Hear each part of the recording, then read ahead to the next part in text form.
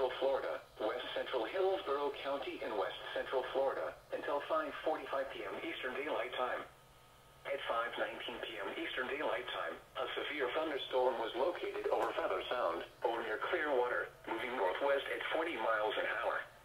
Hazard, 60 miles an hour wind gusts. Source, radar indicated. Impact, expects damage to roofs, siding, and trees. Locations impacted include Tampa, St. Petersburg, Clearwater, Largo, Pinellas Park, Seminole, Safety Harbor, Oldsmar, Bel Air, and Bel Air Bluffs. For your protection, move to an interior room on the lowest floor of a building. Repeating, a severe thunderstorm warning has been issued until 5:45 p.m. Eastern Daylight Time for the following counties. In Florida, Hillsborough